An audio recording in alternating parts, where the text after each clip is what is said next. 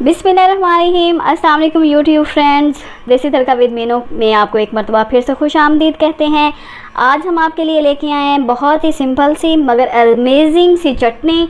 वो है जी पुदीने और इमली की ख़ास चटनी, जो कि मेरी एक बहुत ही प्यारी दोस्त जो हैं हुमैरा नूर का बताया हुआ जो है बताई हुई रेसिपी है, तरकीब है, उसी से मैं इसको हमेशा बनाती हूँ और दाद वसूल करती हूँ। बहुत ही सिंपल सी रेसिपी है, बहुत ही मज़े की है। इसके लिए हमें चाहिए जी ये इमली का पल्प।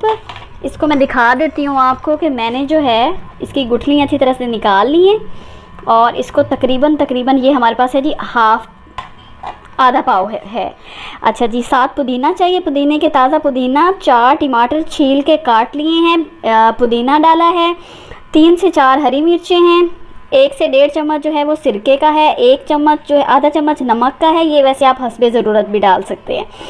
अच्छा जी, 2 से 3 जवे जो हैं वो हैं लहसुन के। 1 चम्मच चीनी है और 1 ही जो है बड़े लीमू का रस है। अब आपने क्या करना है, इन सारी चीज़ों को डालना है ब्लेंडर में और ब्लेंडर में डाल के आपने इसको ब्लेंड करके रख लेना है।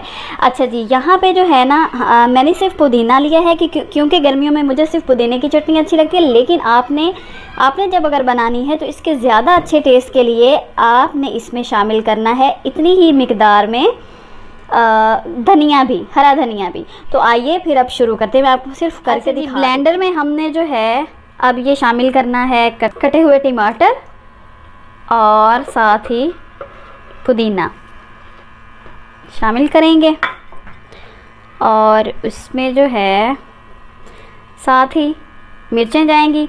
मुझे नमक मिर्च तेज़ पसंद है, लेकिन आप लोग इसे अपने हिसाब से डालेंगे। लहसुन डाला, 1 चम्मच जाएगा इसमें चीनी का, नमक जाएगा आधा चम्मच, सिरका और